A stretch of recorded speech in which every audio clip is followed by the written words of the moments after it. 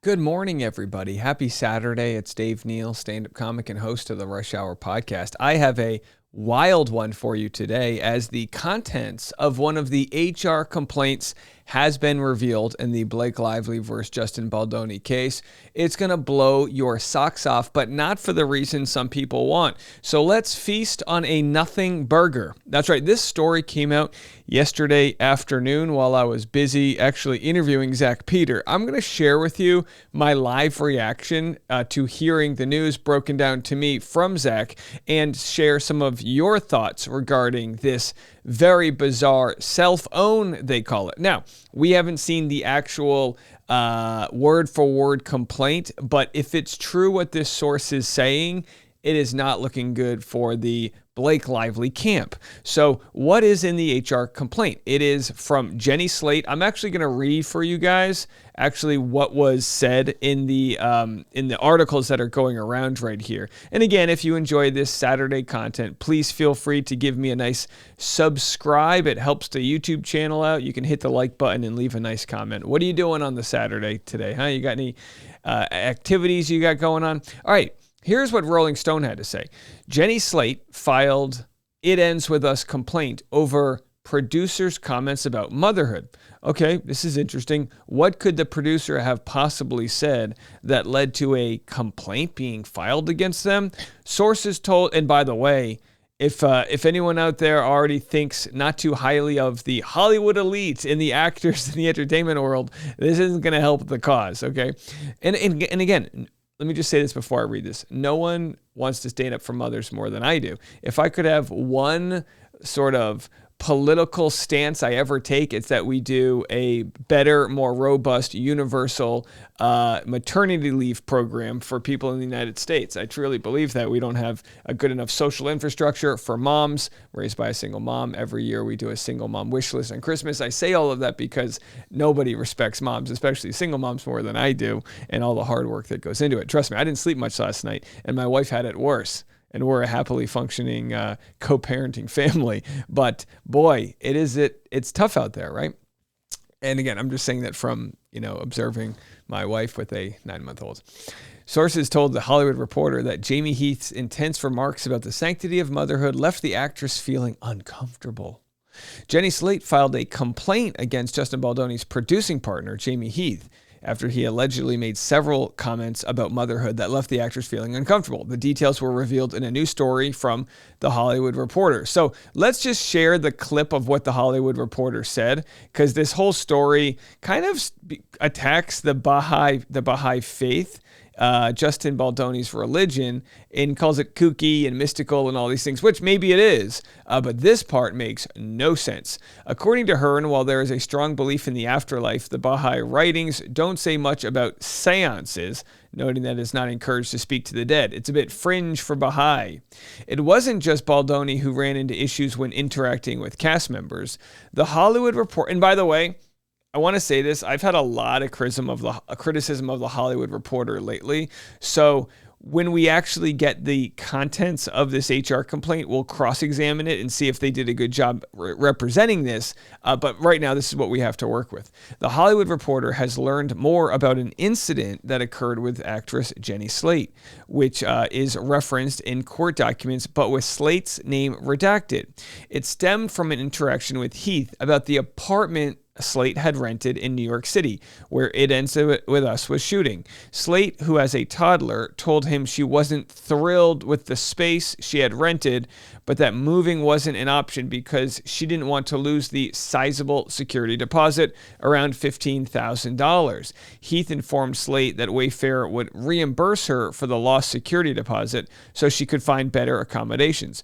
But wait, hold on a second. So the start of her complaint is that he reimbursed her. And by the way, did they provide the location for her, or did they give her just like a stipend and say, here's $20,000, you can get a place $20,000 per month? And of course, in New York City, $15,000 to $20,000 a month probably doesn't get you the best place in the world, but it probably gets you something pretty nice. My guess is once you get into the $8,000 to $10,000 range, it's pretty nice.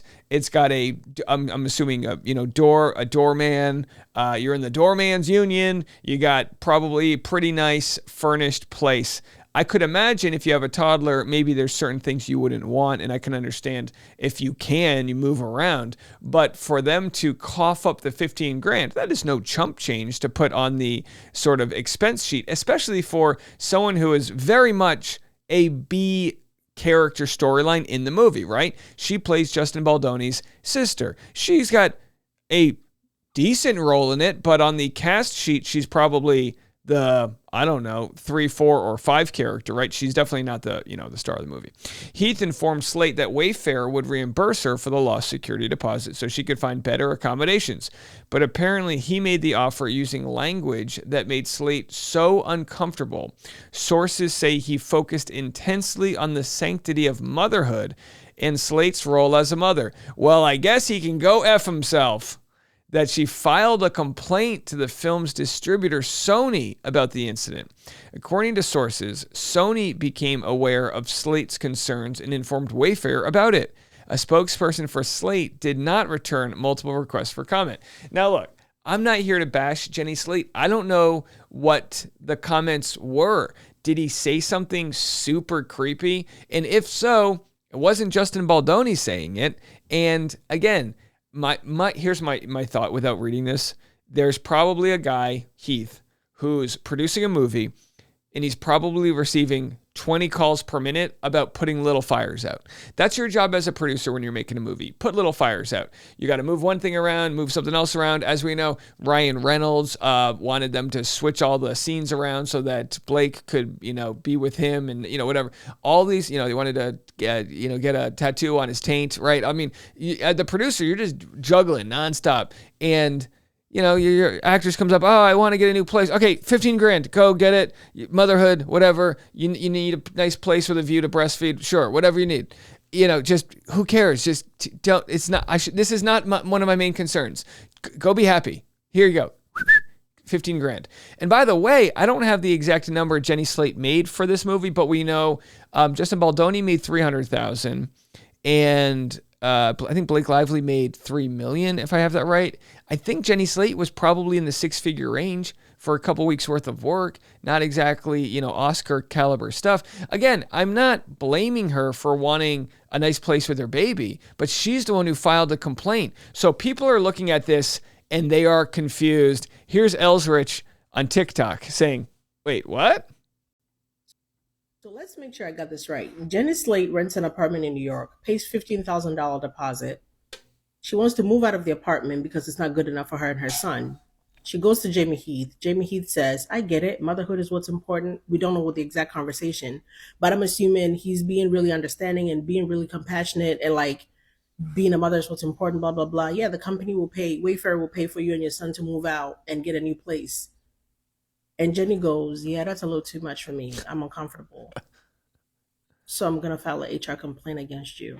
And by the way, I don't want to make this about race, but the audacity of white women, just to be like, oh yeah, this isn't good enough. It's like, first of all, and I laugh because I grew up in my early Hollywood days living in New York City, and I live with musical theater guys. To be honest, you guys want to know a weird connection? I lived in the same house Matt McGorry lived in. Matt McGorry worked on Jane the Virgin. And, right? Do I have that right? He was on Orange is the New Black, and then I believe Jane the Virgin. Anyway, whatever. It doesn't matter. The point is, and Jane the Virgin was Justin Baldoni. The point is, so many of my roommates would have to get up at 4 a.m. to get ready for auditions because they all had to stand in line for musical theater auditions to work on Broadway and the Actors Equity. A lot of times they were auditioning for parts that were already cast to somebody, but the union rules, they had to audition so many people. So just trying to get seen, you would go out there and give it your all and work so hard, and you'd be singing in diners where nobody cared, and in the middle of Times Square, and I would work for free for a free beer, doing comedy, and all these crazy things you do. But here we have a scenario where the $15,000 deposit wanted to be reimbursed. The producers obliged, and somehow that good deed went unpunished. Again, we could be wrong on this, but this is the reporting from the Hollywood Reporter. So the Hollywood Reporter continues, according to a source, Heath has a different understanding of their interaction. He's told people that even when Wayfair offered a kind gesture, it was weaponized against them. So there it is. There's nothing in the sacred Baha'i text on how to behave on a movie set. There's nothing that addresses how to collaborate with an A-list movie star. But whether it was from his religion, his natural personality, or his self-admitted neurodivergence, people who have worked with Baldoni say that he tends to be deferential, sometimes too much so. Everybody is valuable no matter where you are on the hierarchy of the production, says a source who worked on 5 feet apart of Baldoni's interpersonal directorial style. Everyone had the ability to bring up any concerns that are happening in our community. He liked to use that term community. That deference, not surprisingly, opened up a power vacuum on the set of It Ends With Us, and Lively, sources say, was more than happy to step into that vacuum. As the director and star of It Ends With Us, whose production company financed the film, Baldoni certainly had a fair amount of power, but Baldoni is no A-lister. He has made a name for himself on the television show Jane the Virgin, and he has since directed 3 features, an episode of Jane the Virgin, and some short documentaries. Lively, on the other hand, has been a bona fide movie star for more than a decade. She's on the short list of actresses prominent enough to convince a studio to greenlight a project, and with husband Ryan Reynolds, one of the most bankable actors working in Hollywood today, comprises one of the most formidable couples in the industry.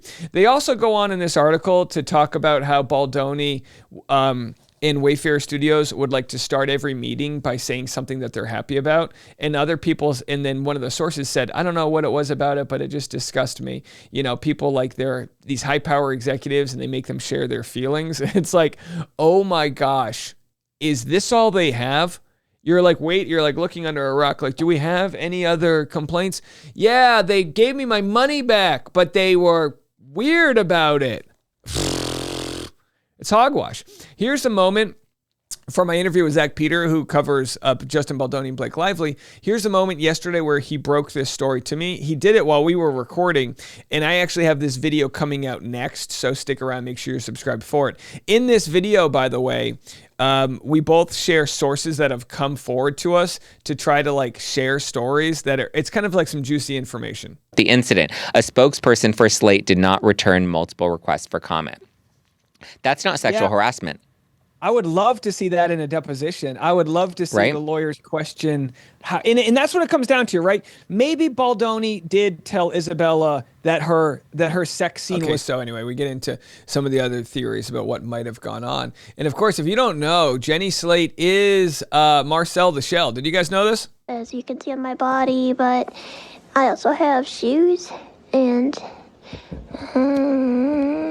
a face. Did you guys know that she was Marcel the Shell? You might have known that. And also, did you know this? Jenny Slate dropped an F-bomb on SNL and was fired after her first season. Here's that moment.